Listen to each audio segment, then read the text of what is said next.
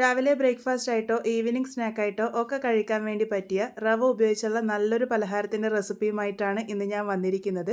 ഒരേ കൂട്ട് ഉപയോഗിച്ച് നമ്മൾ രണ്ട് വ്യത്യസ്ത രീതിയിലാണ് ഇത് ഉണ്ടാക്കിയിരിക്കുന്നത്. ഇതെങ്ങനെയാണ് ഉണ്ടാക്കുന്നതെന്ന് നോക്കാം. അതിനായിട്ട് ആദ്യം തന്നെ ആവശ്യമായിട്ടുള്ളത് ഉരുളക്കിഴങ്ങാണ്. ഞാനിവിടെ അത്യാവശ്യം വലുപ്പമുള്ള ഒരു ഉരുളക്കിഴങ്ങ് എടുത്തിട്ടുണ്ട്. ഇതിൻ്റെ കൂടെ ഒരു മീഡിയം വലുപ്പത്തിലുള്ള സവാള കൂടി എടുത്തിട്ടുണ്ട്.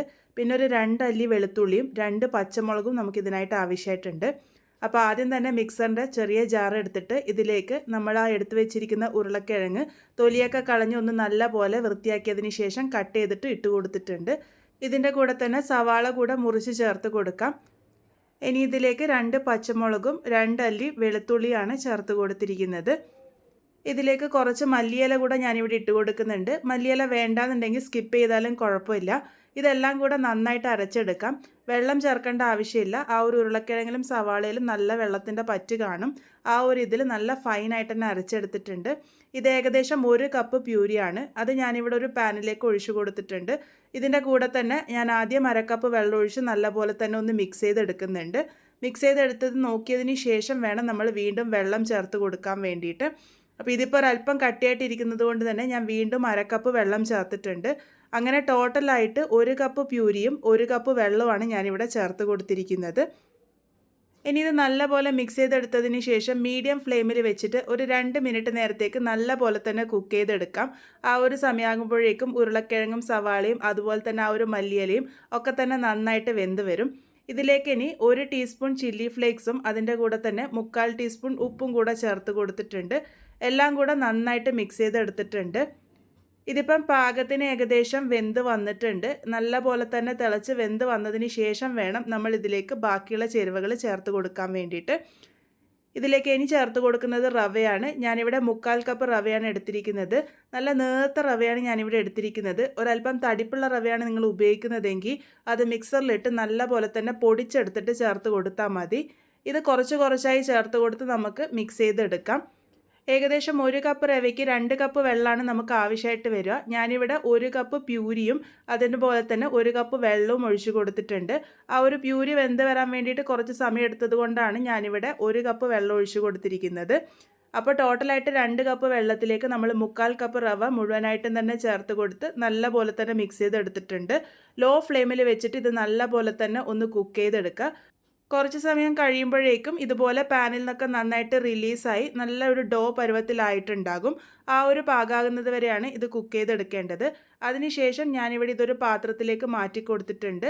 ഇതുപോലെ ഒന്ന് സ്പ്രെഡ് ചെയ്ത് വെച്ചിട്ട് ഇതിൻ്റെ ചൂടൊന്ന് ചെറുതായിട്ട് മാറി വരുന്നത് വരെ വെയിറ്റ് ചെയ്യാം.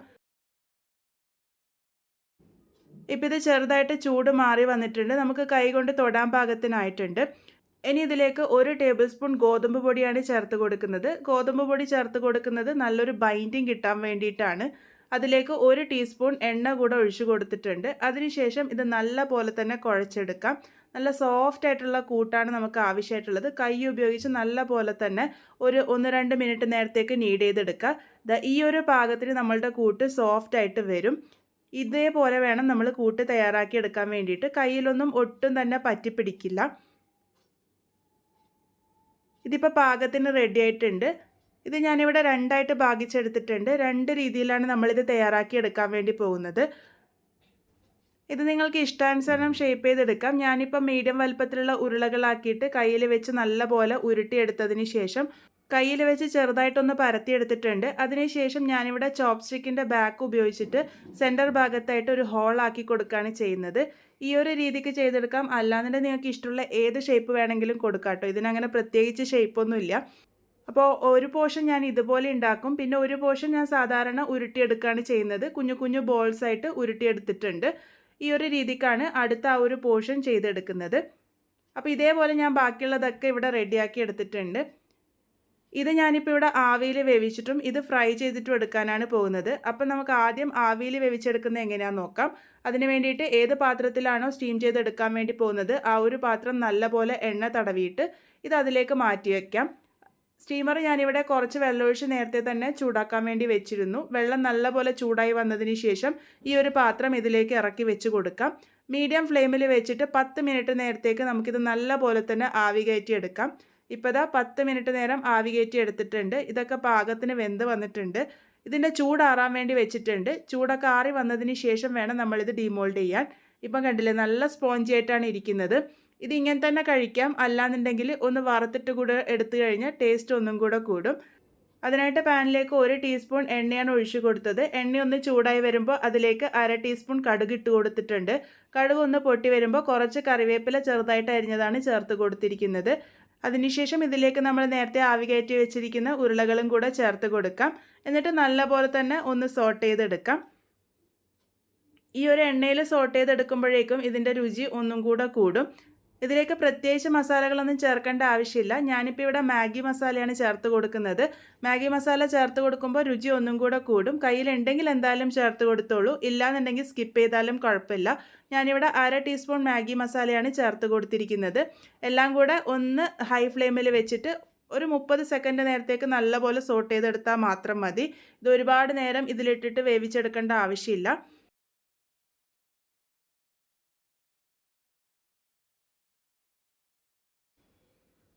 ഇതിപ്പോൾ പാകത്തിന് റെഡി ആയിട്ടുണ്ട്. ഒരെണ്ണം ദാ ഇതുപോലെയാണ് നമ്മൾ തയ്യാറാക്കി എടുത്തിരിക്കുന്നത്. അടുത്തത് ഫ്രൈ ചെയ്തെടുക്കാനാണ് പോകുന്നത്. അതിന് വേണ്ടിയിട്ട് കുറച്ച് എണ്ണ നേരത്തെ ചൂടാക്കാൻ വേണ്ടി വെച്ചിരുന്നു. എണ്ണ നല്ലപോലെ ചൂടായി വന്നതിന് ശേഷം നമ്മൾ ഷേപ്പ് ചെയ്ത് വെച്ചിരിക്കുന്നത് ഓരോന്നായിട്ട് ഇട്ട് കൊടുക്കാം. ഇട്ട് കൊടുത്ത് മീഡിയം ഫ്ലെയിമിൽ വെച്ചിട്ട് വേണം നമ്മൾ കുക്ക് ചെയ്തെടുക്കാൻ വേണ്ടിയിട്ട്. ആദ്യം തന്നെ മറിച്ചിടാനൊന്നും പോണ്ട. ഒരു ഭാഗം നന്നായിട്ട് ഫ്രൈ ആയിട്ട് വരുന്നത് വരെ വെയിറ്റ് ചെയ്യുക. നല്ലപോലെ ഫ്രൈ ആയി വന്നതിന് ശേഷം മാത്രം മറിച്ചിട്ട് കൊടുക്കുക. അതിനുശേഷം തിരിച്ചും മറിച്ചൊക്കെയിട്ട് എല്ലാ ഭാഗവും നല്ലൊരു ഗോൾഡൻ ബ്രൗൺ കളർ ആകുന്നത് വരെ കുക്ക് ചെയ്തെടുക്കുകയാണ് ചെയ്യുന്നത്. നമ്മളിതിലേക്ക് ഗോതമ്പ് പൊടി ചേർത്തത് കൊണ്ട് തന്നെ ഇതൊട്ടും പൊട്ടിപ്പോകുകയോ ഒന്നും ചെയ്യില്ല. അപ്പോൾ അതാ ഇതിപ്പോൾ പാകത്തിന് റെഡി ആയിട്ടുണ്ട്. എല്ലാ ഭാഗവും നല്ല കളറും വന്നിട്ടുണ്ട്. ഈ ഒരു സമയമാകുമ്പോൾ നമുക്കിത് എണ്ണയിൽ നിന്നും കോരി മാറ്റാം. അപ്പോൾ ഈ ഒരു രീതിക്ക് തയ്യാറാക്കിയെടുക്കാം. അല്ലാന്നുണ്ടെങ്കിൽ നിങ്ങൾക്ക് ആവിയിൽ വേവിച്ചിട്ട് തയ്യാറാക്കിയെടുക്കാം.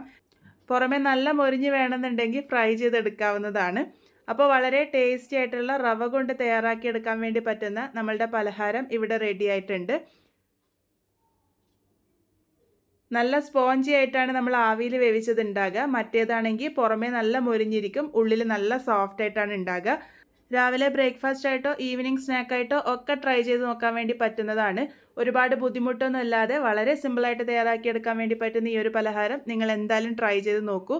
ഫീഡ്ബാക്സ് ഒക്കെ പറയാൻ മറക്കരുത്. വീണ്ടും ഒരു നല്ല റെസിപ്പിയുമായി കാണാം.